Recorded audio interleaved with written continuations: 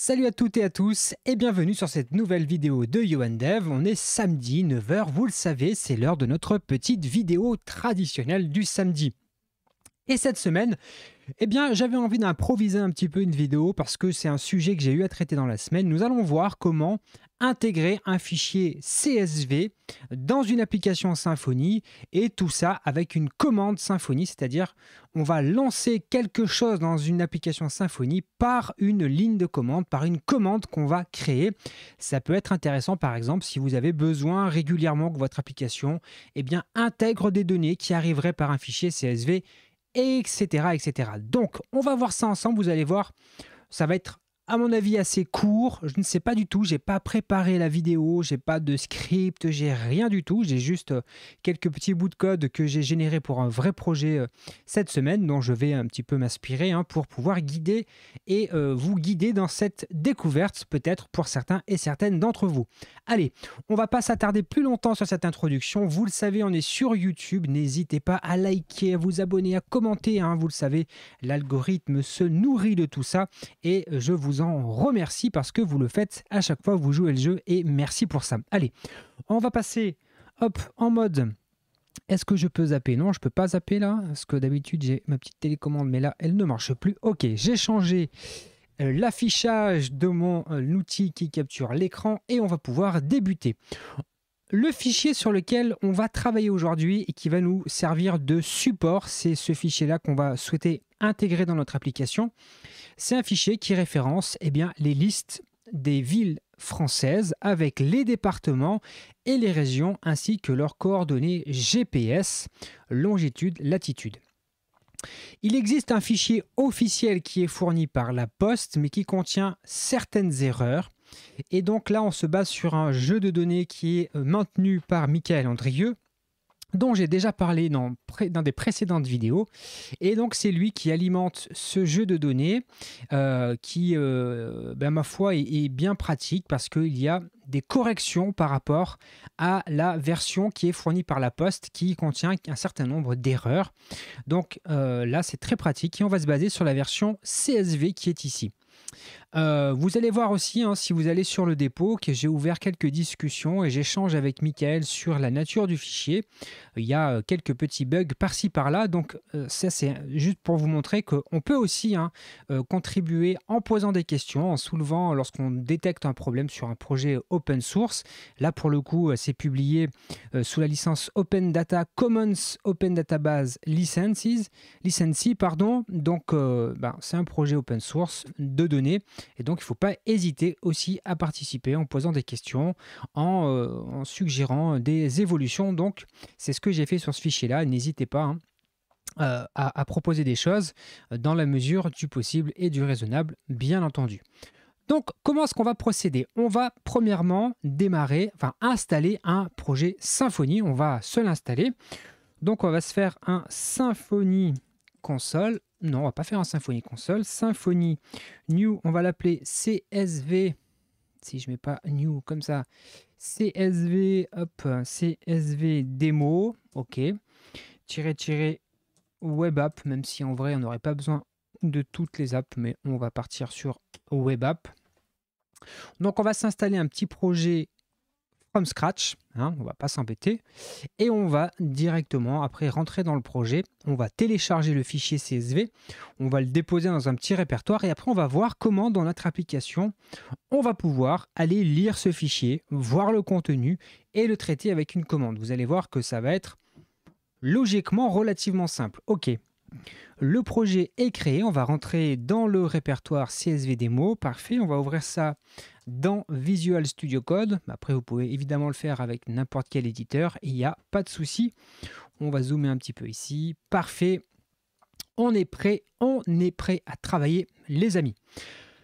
Ce qu'on va se faire, c'est qu'on va se créer un petit répertoire qu'on va appeler import. Okay, dans lequel on va venir télécharger le fichier en question. Comment est-ce qu'on va le télécharger? On va aller ici dans le répertoire import et il va falloir qu'on télécharge le fichier en question. Donc, ce qu'il faut savoir, là, que là, le fichier en question, il est sur une plateforme qui est data.gouv.fr. Et l'avantage de data.gouv.fr, c'est qu'ils vous fournissent, si vous déroulez ici, un lien permanent, ce qui fait que si l'URL ici change, eh bien, ce lien permanent fonctionne en permanence, hein, comme son nom l'indique. C'est très pratique. Donc, pour ça, on va se créer un petit fichier à la racine du projet, hop, qu'on va appeler makefile, qui va nous permettre de stocker nos petites commandes. Et je pense que si le sujet vous intéresse, je ferai une vidéo dédiée à la création d'un makefile pour un environnement, pour un projet Symfony. Première chose, on va lui dire que le shell qu'on utilise, c'est bin bash. Ok. Et là, je vais vouloir juste télécharger les cities, donc le fichier, je crois qu'il s'appelle cities, si je dis pas de bêtises, voilà, cities. Donc, on va créer une petite étape qu'on va appeler cities. Ok, hop. Et ici, on va expliquer la commande qu'on veut utiliser. On va utiliser curl, parce que curl, c'est l'outil pour consulter des sites web en ligne de commande. On va lui dire grand L parce que vous ne pouvez pas l'inventer, mais quand on clique sur cette URL, il y a une redirection et donc en mettant le grand L, on dit à curl suis la redirection, va jusqu'au fichier final. Et ensuite, on lui dit -O pour lui dire, eh bien, le contenu que tu vas visiter, je veux que tu l'enregistres dans un fichier. Et là, on va lui dire, je veux que tu l'enregistres dans le répertoire import. Et on va lui dire le fichier, on va l'appeler cities. C'est pas un JSON, nous, c'est un CSV. OK ? Et ensuite, il suffit simplement, entre guillemets, de venir copier-coller l'URL de ce lien. On va le copier l'adresse du lien. Hop, je reviens là et je le colle ici. Parfait. Donc là, au moins comme ça, on est pas mal. Et on peut... Hop, je suis où? Je suis là. Peut-être un peu zoomé trop là, parce que c'est un peu compliqué. OK. Et là, on a fini. Donc on va utiliser la petite commande phony2.cities. Et de cette manière, vous allez voir que ça va être très pratique parce que je vais maintenant pouvoir venir dans ma ligne de commande. Hop, je vais même remonter d'un cran. J'ai plus qu'à faire make cities. Et là, automatiquement, boum, ça lance le téléchargement. Donc, c'est en train de télécharger le fichier en question. Et ça va le déposer. Si on vient voir dans import ici, j'ai bien mon fichier cities avec, eh bien, la première ligne qui correspond au nom des colonnes, le code INSEE, city code, zip code, label, latitude, longitude, le département, version nom, le numéro de département, la région et le nom de la région au format GeoJSON name. Ça, c'est vraiment bien pratique. Donc là, on a les données. Maintenant, comment est-ce qu'on fait pour intégrer ça dans notre projet Symfony? Et c'est tout le sens de cette vidéo. Première chose, on va se démarrer la base de données parce qu'on va vouloir stocker ça en base de données. Alors, on va faire un docker... non, on va pas faire comme ça. Si on va faire un docker compose, up, -d. De cette manière, hop, on crée la base de données et on démarre la base de données qui est une base de données PostgreSQL, mais dans notre cas, peu importe la base de données, ça n'a pas grand intérêt pour nous. Maintenant, on va créer une entité qu'on va appeler cities et on va venir créer autant de colonnes qu'il y a dans le fichier. On va vouloir stocker la totalité des colonnes. Petite subtilité, on ne va pas s'embêter, on va tout mettre dans des strings ou des textes, y compris pour latitude, longitude, même si on pourrait le stocker dans des décimales avec les virgules. Mais là, on va aller vite, on ne va pas s'embêter, on va tout mettre en string ou texte, y compris le code INSEE, parce que là, il peut y avoir des lettres. Je pense notamment à la Corse qui a des lettres. Donc ici, on ne peut pas mettre integer, par exemple. Bref. Détail, tout ça. Évidemment, dans un vrai projet, vous prendriez le temps de mettre les décimales comme il faut pour stocker latitude, longitude. Alors, comment on va procéder? On va se mettre ça ici, dans un coin ici, pour avoir le nom des colonnes. Ça sera peut-être plus pratique. Ou alors, attendez, est-ce qu'on peut faire un truc comme ça? Non, on ne peut pas faire comme ça. Bon, on va se faire ça comme ça. Ça, je vais le mettre de ce côté. Parfait. Voilà. Hop. Lui, il veut plus réagir. Ok, donc là, j'ai mon terminal qui est complètement planté. C'est super. Alors, c'est pas grave. On va retourner ici. Hop. CSV démo. Ok. Ah, j'ai mis CD en majuscule. Décidément, hein. Hop là. Voilà. Parfait. Je sais pas pourquoi ça a planté. C'est pas grave. Alors, on va faire comme ça. Hop. On va dézoomer un petit peu. Et donc, on va faire un Symfony console. Make. Décidément, ce soir, hein, j'ai pas les doigts en face des touches. Console make entity. Parfait. Comment est-ce qu'on va l'appeler? On a dit qu'on l'appelait. Alors, pas cities, on va l'appeler city, hein, au singulier. City. Parfait. Le premier champ, alors là, c'est vraiment trop zoomé. Je vais dézoomer parce que là, vraiment, c'est pas possible. Ok. Le premier champ, INSEE code. INSEE code.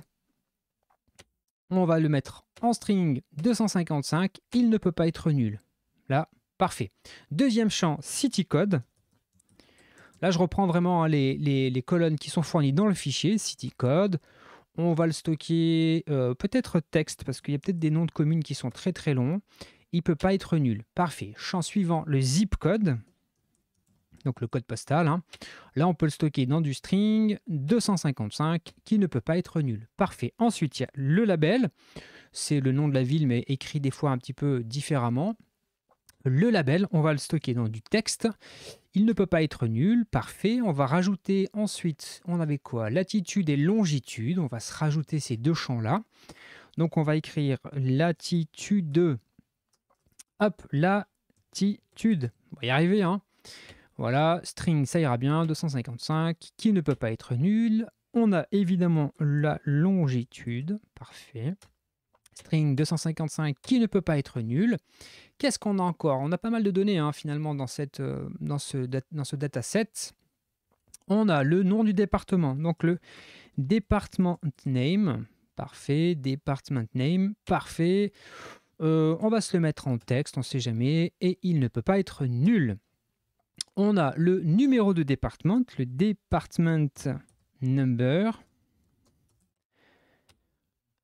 J'ai fait une faute d'orthographe, mais c'est pas grave, c'est une démo. On va le laisser en string parce qu'il y a la Corse et je pense que c'est 2A et 2B, donc on va laisser string.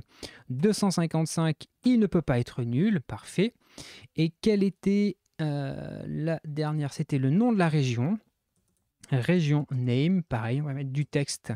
255, ok, ça c'est... Enfin, string, pardon, de type texte sans, qui ne peut pas être nul, je vais y arriver.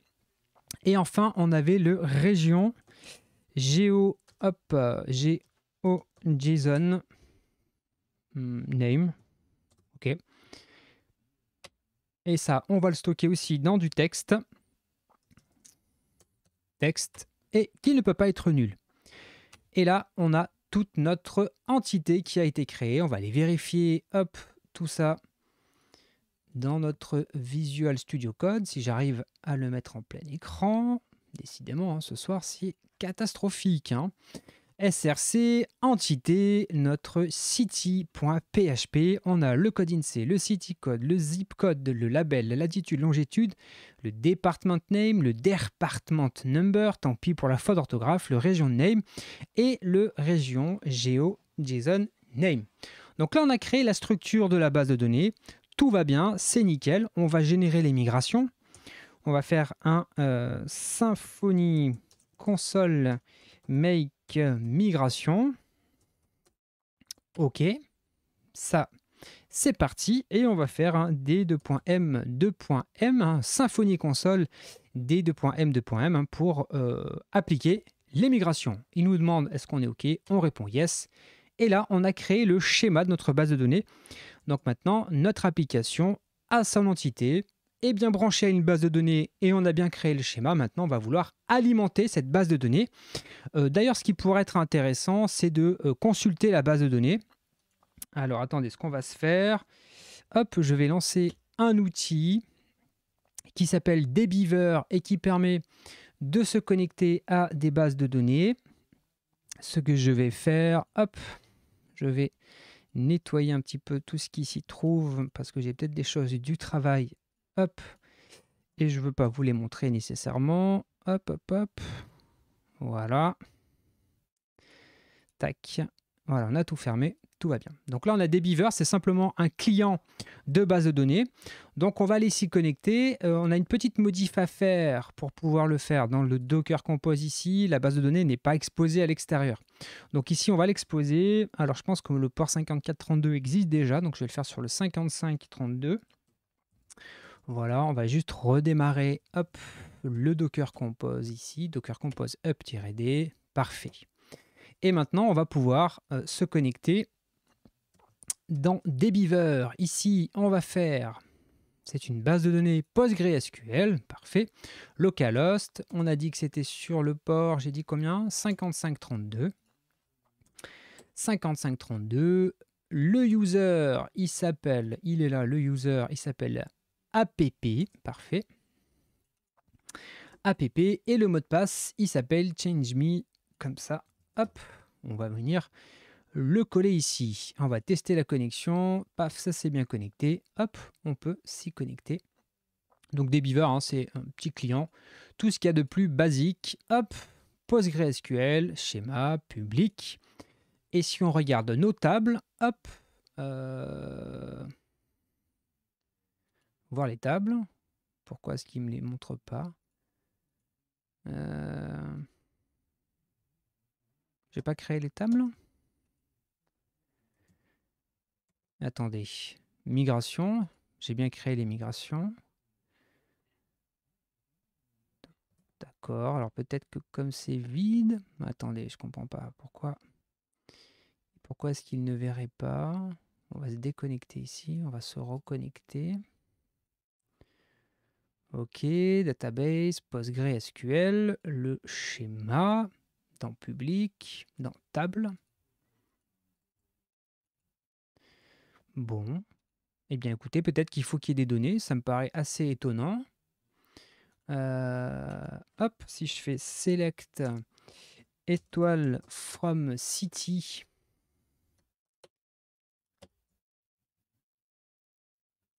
ah bon, il m'a pas créé la table city. Bah pourtant, attendez les amis, là, je comprends pas ce que j'ai fait. Yes, je veux migrer, et il me dit que j'ai déjà migré. Alors attendez, ce qu'on va faire, on va péter la base de données. Voilà, on va la recréer. C'est trop bizarre là. Ok, et on va remigrer. Yes, là logiquement, on peut pas faire mieux. Hop, voir les tables. Eh ben écoutez, le mystère reste entier. Je ne sais pas pourquoi je ne peux pas me connecter. Public, ok. Point city. Est-ce qu'il a besoin d'être aussi précis? Bon, eh bien mystère. Je ne sais pas pourquoi, je n'arrive pas à m'y connecter. Alors que je le fais en permanence, hein, toute la journée. Bon, on va mettre des données, on va voir après, c'est pas grave, tant pis. C'est un échec, mais vous voyez que dans la vraie vie, on a aussi des échecs. Ok. Donc maintenant, on va vouloir se créer notre fameuse commande, hein, celle qui va gérer l'importation des documents.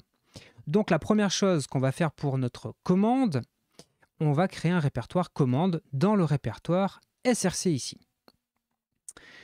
Donc, hop, nouveau dossier, commande, et on va se créer un fichier qu'on va appeler import cities commande.php. OK. Et ensuite, on va créer tout simplement un petit fichier PHP, tout ce qu'il y a de plus classique, le namespace qui va être dans app hop, commande. Pourquoi? Qu'est-ce qui se passe? Pourquoi il me souligne? Qu'est-ce que j'ai fait encore? Non mais décidément ce soir ça va pas du tout, hein. Ah voilà, il voulait juste que j'enregistre, ok. Pas de souci. Et on va créer une classe. Petite astuce, dans la doc Symfony, il faut lui dire qu'on va créer quelque chose qui va être une commande. Donc on va importer ça. On va lui dire le nom de la commande, ça sera app.import. On va pas l'appeler commune, on va l'appeler cities, hein. On va essayer de rester cohérent. Cities, parfait. Et ensuite, on va tout simplement écrire notre classe ici. Classe import cities, commande, on est bon. Donc là, on n'a pas besoin de faire le invoke comme il nous propose. Là, c'est notre ami copilote qui nous a proposé ça.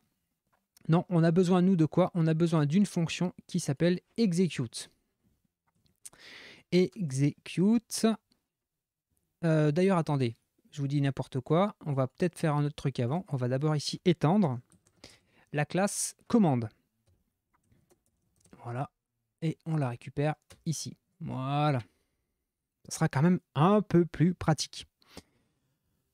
On va donc créer une fonction qu'on va mettre en mode protected. OK. Function.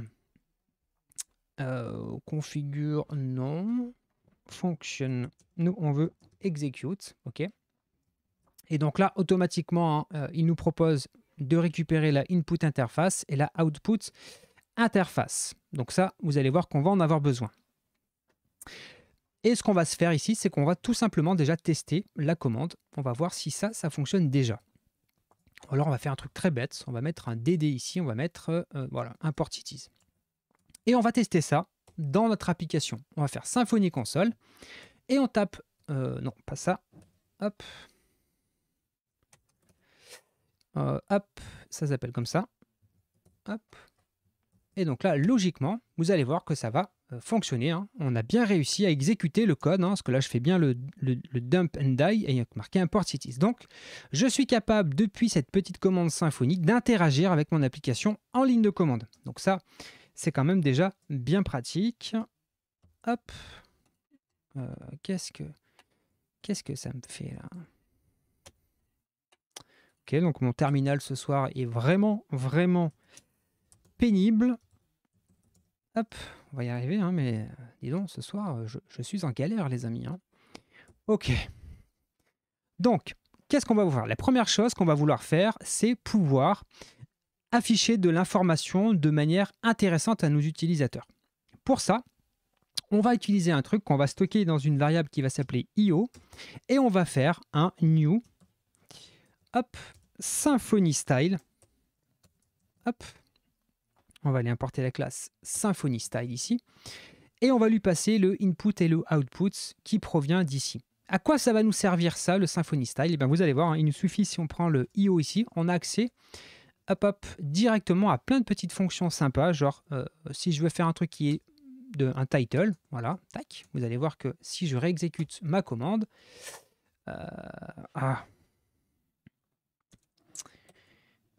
cities, voilà. Si je lance, ah oui, parce qu'il veut que je retourne, il s'attend ici à ce qu'on retourne, logiquement il faut lui spécifier qu'on retourne hop, du int, voilà, et du coup on va lui dire return, et là vous allez voir que Symfony nous fournit dans commande ici des retours statiques, et nous on va lui dire qu'on retourne un success, et là logiquement ça va bien fonctionner. Donc là, vous allez voir qu'avec le fameux Symfony Style, on va pouvoir écrire comme ça un titre. On peut écrire plein de choses intéressantes et ça permet, ce Symfony Style, de mettre, on va dire, de mettre en page ce qu'on affiche dans la ligne de commande. Donc ça peut être sympa pour avoir des informations intéressantes dans la ligne de commande pour l'utilisateur qui lancerait, on va dire, la ligne de commande. OK ? Maintenant, on va vouloir gérer notre import. Comme on n'est pas des sauvageons ou des sauvageonnes, on ne va pas directement dans la commande écrire ce que l'on va faire. On va se créer un service qui va être dédié à la gestion de ce fichier, à son importation, etc. etc., etc. Comment fait-on ça? Eh bien, très simplement, on va créer un répertoire qu'on va appeler service. Nickel. Et dans ce répertoire service, on va créer un fichier, hop, qu'on va appeler import cities service.php, tout simplement. Que va-t-on mettre dans ce fichier? Vous allez voir qu'il n'y a pas grand-chose à faire. C'est un fichier, tout ce qu'il y a de plus classique. On va ouvrir les balises PHP. On va mettre le namespace. App, alors cette fois-ci, c'est pas commande, mais c'est service. Voilà. On va fermer ça là, nickel. Ça, on peut le fermer aussi. OK. On va créer notre classe. Hop, classe. Et elle va s'appeler import cities service, hein, conformément au nom du fichier. Parfait. On crée une fonction qui va s'appeler import cities, et c'est celle-là qu'on va invoquer depuis notre commande ici. Et on va lui passer quelque chose de particulier ici. On va lui passer le fameux Symfony Style. Comme ça, on sera en capacité dans notre service d'émettre des messages à destination de la console. Symfony Style, parfait. On va le stocker dans IO. OK. Et là, on va pouvoir, hop, si je viens ici, je fais un $IO, on va pouvoir mettre, hop, un titre sympa, marqué importation des villes. Parfait. Donc, comment on fait maintenant pour, depuis notre commande, utiliser ce service? Bon, ça va être, vous allez le voir, hein, très très simple. On va créer ici une public function. On va, hop, pas utiliser ça ici, les gars, ça dégage. Hop, hop, hop, voilà, je mets un peu en place. Dans la public function, très important, on va chercher le constructeur parent parce que si on va voir ici la classe qu'en étant commande, elle doit avoir elle-même quelque part un construct, quoique même pas. En tout cas, je sais qu'il faut le faire. Alors, je ne sais pas pour quelle raison. Est-ce qu'elle-même, elle étant une autre classe qui a un constructeur? Très probablement. En tout cas, vous lui dites que le parent, tu vas chercher son constructeur. Et nous ici, qu'est-ce qu'on va chercher? On va chercher notre service. On va lui dire que c'est un private et que c'est un import cities service. Et on va stocker ça dans la variable $import cities service. Et maintenant, dans notre commande, la seule chose qu'on a à faire, c'est d'invoquer, hop, this. On va chercher notre import, hop, cities service. OK. Je supprime ce que me propose Copilote. Donc là, on va chercher notre service et on va chercher notre import city. Et lui, il s'attend à ce qu'on lui passe quoi? Rappelez-vous, hein, il s'attend à ce qu'on lui passe un objet de type Symfony Style. Ça tombe bien, il est stocké dans $IO ici. Donc on lui passe, hop, le petit $IO. Et là, on peut, hop, directement maintenant, notre commande, on n'a plus rien à y mettre. Pour le moment, hein, ça nous va très bien. Et on sait que tout va se passer maintenant dans le service. D'ailleurs, hein, regardez, si je relance la commande, je vais bien avoir le petit titre qui me dit importation des commandes. Donc là, tout va très bien, tout se passe bien. OK, nickel. Maintenant, qu'est-ce qu'on doit faire? Maintenant, ce qu'on doit faire, c'est qu'on doit aller lire le fichier. Et oui, on a besoin d'aller lire le fichier. Donc, on va se créer une fonction qui va être dédiée à la lecture du fichier. Tout simplement. Donc, on va créer une private, parce qu'elle n'a pas besoin d'être accessible en dehors, function, et on va l'appeler, comment est-ce qu'on va l'appeler? On va l'appeler read CSV file. Ok, ça me va très très bien, et on ne va pas lui dire ça. Comment on va aller lire ce fichier? Vous allez voir qu'on va vouloir stocker ça dans une variable qu'on va appeler file, ou par exemple, on va plutôt l'appeler reader. Pourquoi est-ce qu'on va l'appeler comme ça? Parce qu'on va utiliser une fonction d'une classe qui s'appelle reader et qui provient de, eh bien, on a un souci parce que ça provient de nulle part, parce que je ne vous ai pas expliqué l'outil qu'on va utiliser pour lire les CSV. Et c'est là où c'est très intéressant parce qu'on pourrait très bien aller lire le fichier, tout ça nativement avec Symfony, on pourrait faire ou même en PHP. Mais là, j'avais envie de vous montrer un outil que moi j'utilise sur les projets et qui s'appelle CSV de la PHP League. Cette petite librairie va vous simplifier grandement la consultation, l'importation, modification de fichiers CSV. C'est très pratique. Donc là, on va simplement faire le Composer Require qui nous est proposé ici. Hop, on installe la librairie. Et vous allez voir qu'elle va être très pratique pour gérer notre CSV. Elle va nous simplifier la vie. Alors là, on a pas mal de soucis. Pourquoi? Ah oui, parce que j'ai ici... Hop, on ne fait rien de particulier. Je pense que c'est pour ça. Qu'est-ce que... pourquoi il n'est pas content? Ah oui, parce qu'ici, j'ai dit que je typais quelque chose. Voilà, donc c'est juste pour ça. Logiquement, là, si je refais l'install, ça devrait bien se passer. Il ne devrait plus y avoir de message d'erreur. On va laisser la commande se dérouler. Nickel. OK. Si on va voir la doc un petit peu de cette librairie, eh bien très simplement, ils nous disent voilà comment vous allez lire le fichier. Donc on va copier-coller ça, on ne va pas se prendre la tête. On va venir là, ici, et on va lui dire bon, ben OK, tu vas avec le reader ici. Alors attendez, hop, il faut que ça juste que ça indexe pour aller chercher la classe. Si je fais comme ça, logiquement, voilà, maintenant il est rafraîchi. Je vais chercher donc le reader du League CSV, parfait. Et je lui dis, eh bien, tu vas utiliser le reader et tu vas aller chercher dans un fichier particulier, dans un chemin particulier, le fichier CSV. Nous, qu'est-ce qu'on va lui dire? On va lui dire, tu vas aller dans le répertoire de base du projet Symfony. Et ça, c'est très simple. On y accède avec cette valeur-là, kernel.rootdir, tout ça entouré de pourcentage. Une fois qu'on est là, on lui dit, tu descends d'un cran, tu vas ensuite dans le répertoire import et tu prends le fichier cities.csv. Hop, CSV. Voilà. Si je ne dis pas de bêtises, c'est bien ça. Et le deuxième paramètre qu'on passe là, c'est pour lui dire en quel mode on est. Et nous, on se met en mode R. J'imagine que c'est pour lui dire qu'on est juste en mode read. OK?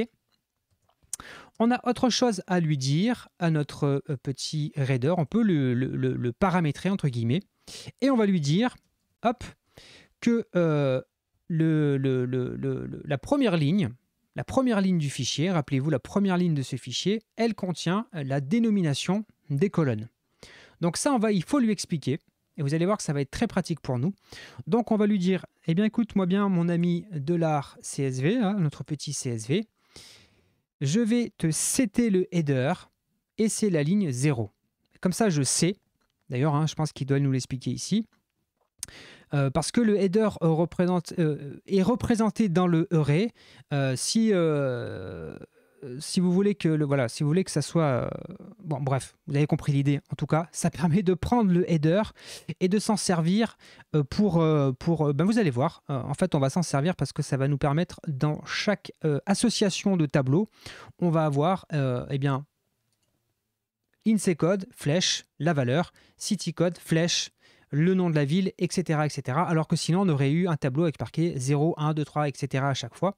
Peut-être que je vais essayer de vous montrer ça. Vous allez voir, hein, ça sera peut-être un peu plus parlant.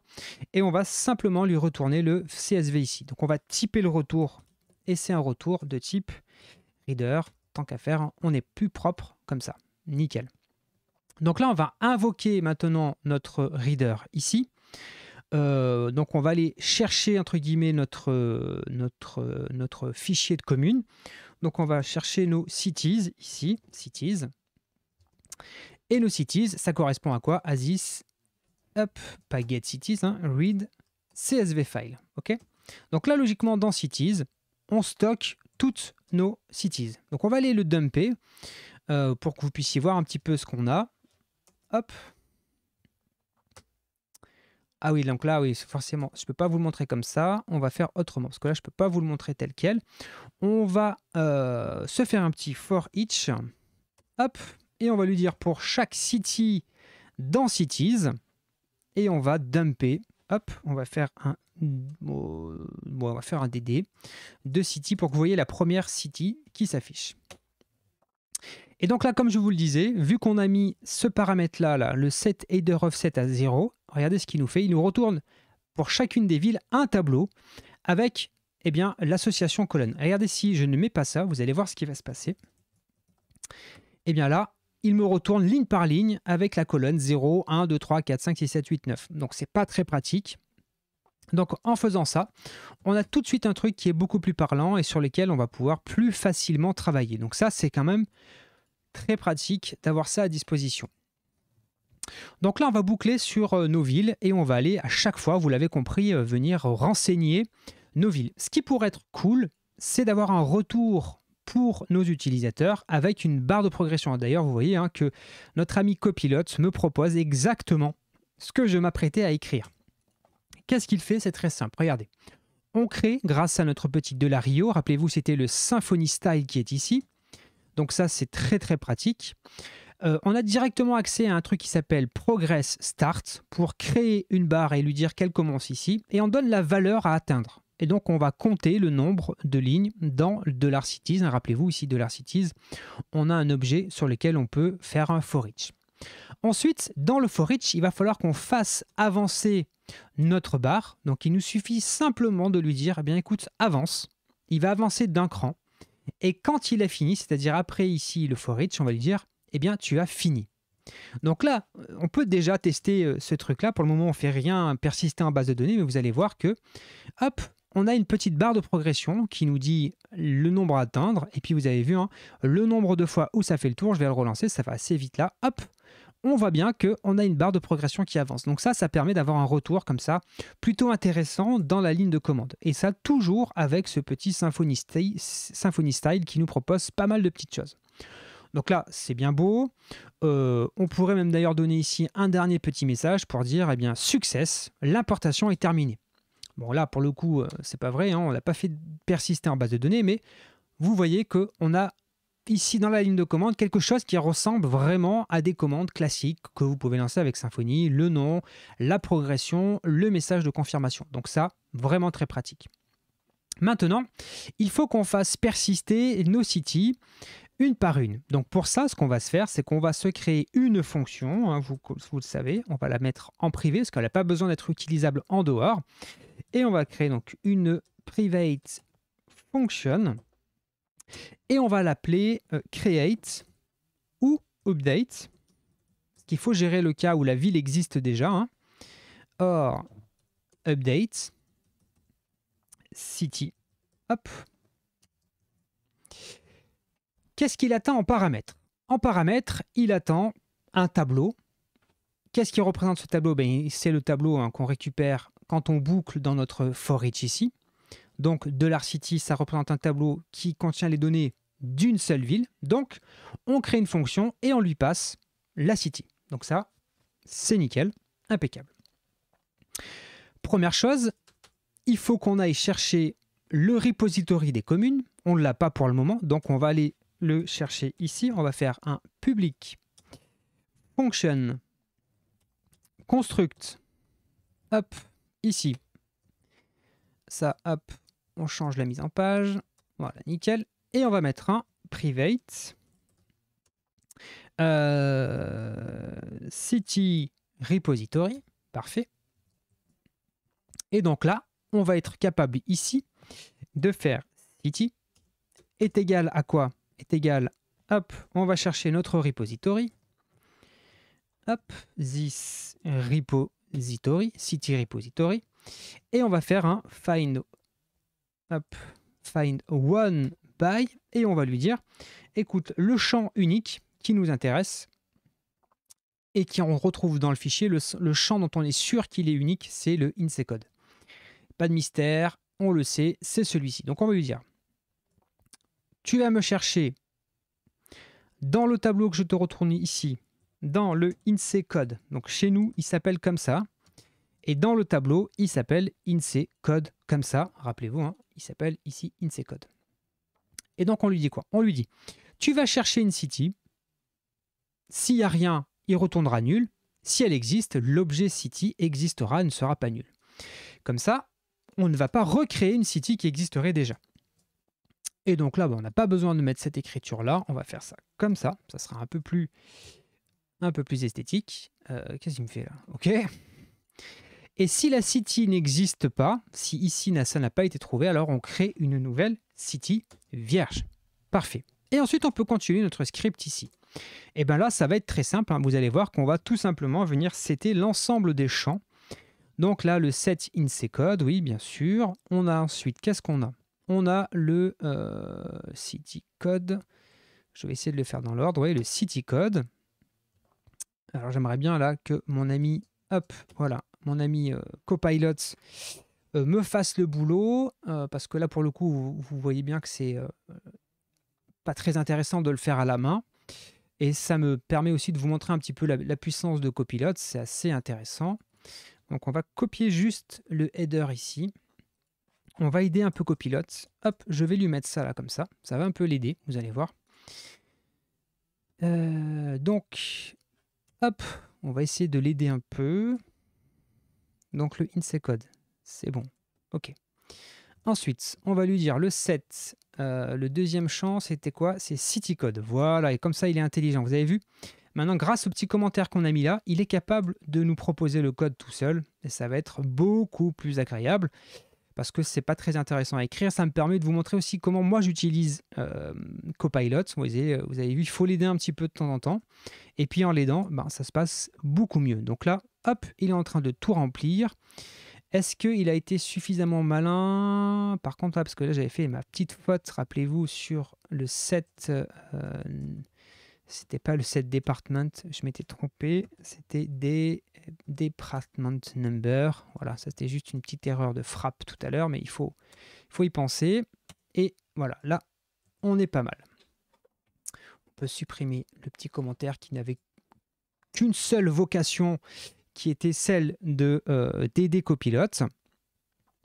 Donc là, on est bon. Et là, nous, on ne veut pas que cette fonction elle retourne void. On veut qu'elle retourne une city. Un objet city. OK.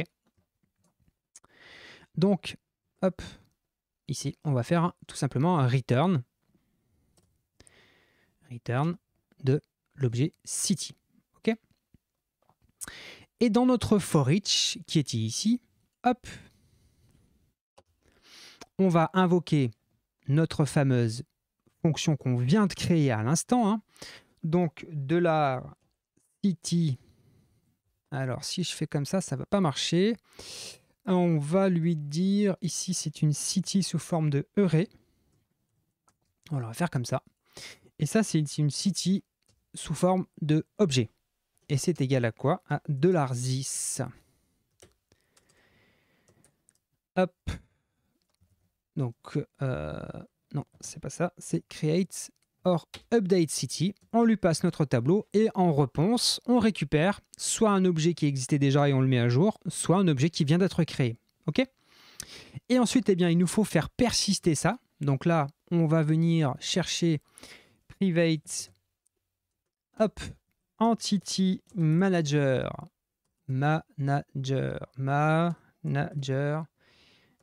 interface.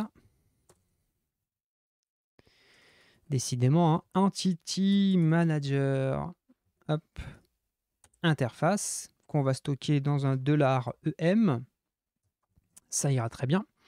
Et donc ici, ben, on va simplement faire un this em persist. On fait persister notre city. Et en dehors du for each, on va faire un flush. On ne va pas le faire dans la boucle, hein, sinon ça serait contre-intuitif, enfin contre-performant, on va dire. Hein.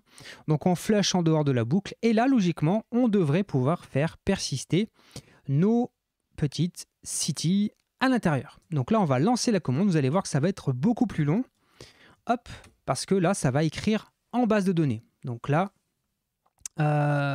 ligne 56. Qu'est-ce qu'on a fait comme erreur? Ligne 56 ici. Ah oui. Donc là aussi, c'est array city. Hein. Il ne faut pas qu'ils aient le même nom, sinon ça ne peut pas fonctionner. Tac. On va essayer comme ça. Hop. Mince, c'est pas ce que je voulais faire. Je voulais tout sélectionner d'un coup.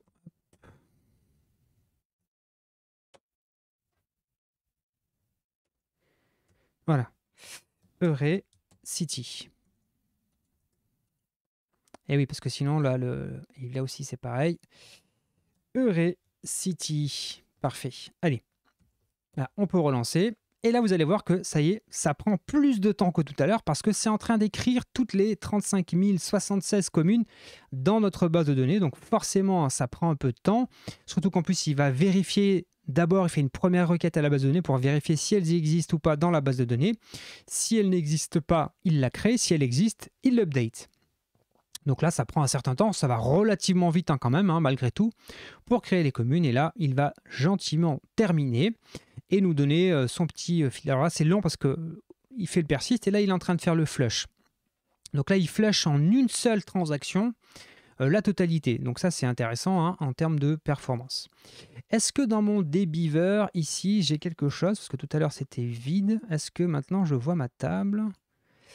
Non, je vois toujours pas ma table. C'est très, très bizarre. Je ne sais pas vous dire pourquoi je ne vois pas ma table ici. Éditer la connexion. Localhost. Ah, mais si, je sais. Ah, je sais pourquoi. Mon débeaver ne fonctionnait pas. Regardez, hop, on va aller voir le Docker ici, ou le Docker Compose. Et la base de données s'appelle app. Et moi, j'avais dit qu'elle s'appelait Postgres. Et donc, c'était app. Ok, voilà. On se reconnecte. Tac, tac, tac. Non. Et ça va se passer beaucoup mieux. Non, mais attendez, n'importe quoi. Non, je ne veux pas l'enregistrer. Donc, database, app, schéma, public, table. Et là, cette fois-ci, on a bien notre table cities. Et si je fais voir les datas, vous voyez qu'on a bien récupéré les données dans notre base de données. Donc là, on a bien créé, on a été capable de créer une commande qui a recréé, qui a pris un CSV et qui l'a inséré dans notre base de données via une commande Symfony. Donc ça peut avoir plein d'utilités et ça peut servir pour plein de choses. Ce qui peut être intéressant souvent, c'est d'utiliser ça dans une commande que vous allez mettre en cron. Par exemple, si ce fichier CSV, imaginez que ce fichier CSV se met à jour tous les jours, eh bien vous allez pouvoir mettre ça en cron. Ça peut être aussi là, par exemple, une commande que vous lancez manuellement. D'ailleurs, regardez ce qu'on va se faire. On va mettre à jour notre petit makefile ici pour lui dire, eh bien ici, qu'il faut qu'il fasse à la suite un Symfony console. Hop, il est malin, notre ami copilote. Il me dit, ok, donc là, qu'est-ce que fait ma petite commande makefile? Elle télécharge le fichier et puis elle lance la commande. De cette manière, en une seule commande, si je tape make city ici, il télécharge le fichier, donc il écrase l'ancienne version. Si jamais c'est un nouveau, j'ai accès directement à la dernière version du fichier. Et si c'est le même, écoutez, il télécharge le même, voilà. Et là, boum, tout de suite après, il lance l'update ou la création ou l'update de mes villes. Et ça, c'est très pratique parce que vous voyez, en une seule commande, que vous pouvez elle aussi croner, il n'y a pas de souci, c'est très très pratique. Et vous êtes capable comme ça, depuis votre application Symfony, de l'alimenter depuis des fichiers CSV. Donc moi, je trouve ça très pratique. C'est un cas d'usage que vous allez retrouver très régulièrement dans des applications. Vous allez souvent avoir des jeux de données ou des données qui proviennent d'un prestataire extérieur qui n'a que des CSV à vous fournir. Tout n'est pas merveilleux, tout n'est pas API REST ou GraphQL. Des fois, vous allez avoir accès à des vieux CSV. Et après tout, pourquoi pas? Ça fonctionne. On vient de le voir, vous allez voir, vous avez vu que ça fonctionne très bien. Là, vous avez vu, c'est un petit peu plus long parce que là, à chaque fois qu'on va chercher, eh bien, il récupère l'objet depuis la base de données pour le mettre à jour. Donc là, forcément, la base de données a un petit peu plus de travail. D'ailleurs, là, je ne sais pas si vous l'entendez, mais moi, j'ai mon PC qui se met à ventiler, parce qu'on lui demande quand même pas mal de boulot. Et vous avez vu, une seule commande, là, je fais make cities, ça télécharge le fichier et ça joue l'import dans les bases de données. Donc ça, c'est vraiment très pratique. Et là, si on vient voir ici, et que je fais un F5 tout simplement pour aller rafraîchir les données, pas de problème. Ça m'a bien créé toutes les entrées dans ma table, dans ma base de données. Donc ça, c'est vraiment très pratique. Ça nous a permis de voir quoi? On va récapituler un petit peu ce qu'on a vu, parce qu'on a vu quand même pas mal de petites choses, même si c'était, et je m'en excuse, peut-être un peu brouillon aujourd'hui, mais écoutez, que voulez-vous? On ne peut pas toujours tout préparer. C'est bien aussi que vous voyez un peu quand on tâtonne. Qu'est-ce qu'on a fait? Première chose, rappelez-vous, première étape, on a créé, notre entité qui était une espèce de réplique finalement du fichier d'import, celui qu'on voulait gérer. Donc on a repris les colonnes. On n'a pas forcément pris le temps de bien typer chaque colonne, mais prenez le temps dans la vraie vie de bien typer les choses, c'est assez important. On a créé notre entité. Parfait. Deuxième chose, on a créé une commande. La commande, elle est ici. Et elle fait appel à quoi? Elle fait appel à deux choses. Elle fait appel à Symfony Style, ça va nous servir juste pour faire de la mise en page dans le terminal, hein. Et ici, on invoque directement la création, notre petit service de création et d'importation des cities. Alors, si vous voulez faire les choses correctement, il faudrait que ce service-là renvoie quelque chose qui est de type success ou erreur et que vous gériez le fait qu'il y ait un succès ou une erreur. Et c'est le retour de cette fonction que vous renvoyez ici pour indiquer au terminal que ça s'est bien passé ou pas. Mais honnêtement, vous pouvez vous limiter à ça. Ça peut suffire pour des cas où on maîtrise bien le fichier et on sait que ça va bien se passer. Mais imaginez un fichier un peu claqué avec des colonnes, des choses qui ne se passent pas bien. Ça peut être intéressant d'avoir cette approche-là. Là, on va simplement. Donc, on a créé un service pour ne pas mettre la logique dans la commande. On aurait pu le faire, hein, ça aurait fonctionné. Mais là, l'intérêt de ne pas l'avoir fait, c'est que là, OK, on le lance depuis une commande. Mais comme ce service existe, je peux invoquer le import cities depuis ailleurs qu'une commande.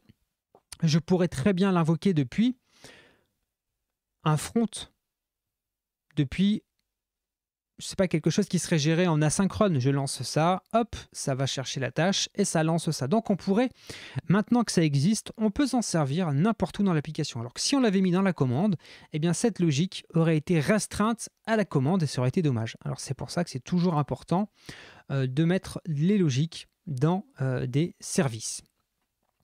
Et qu'est-ce qu'on a fait pour ce service? On l'a découpé en plusieurs sous-parties. La première partie qui va lire le fichier. Pour ça, on a utilisé la librairie qui s'appelle ligcsv et on a utilisé l'outil Reader qui nous permet d'aller lire le fichier CSV. On lui a expliqué que la première ligne, c'était la ligne avec les libellés des colonnes et lui, il nous retourne un objet du type Reader qui est un objet qu'on peut parcourir, hein. C'est en quelque sorte une forme de tableau, entre guillemets. Deuxième chose, on boucle sur ces fameux cities. Donc là, on récupère, grâce à la librairie qui a lu le fichier CSV, on récupère une collection de cities. On boucle sur les cities. On stocke chaque city individuellement sous forme de tableau dans un array city. Et là, on utilise une autre fonction qui, elle, se charge de faire quoi? De vérifier si la city existe ou pas. Si elle existe, on va la mettre à jour. Si elle n'existe pas, on la crée. Et ensuite, on vient tout simplement setter chaque champ avec ce qui provient du fichier CSV ici. Et enfin, bien sûr, dans notre boucle, on persiste et en dehors de la boucle, on flush et on donne un petit peu de feedback à notre utilisateur. Et là, voilà, c'est bon, vous avez fait le tour. Vous avez peut-être, si c'était la première fois, découvert comment interagir avec votre application Symfony avec une commande.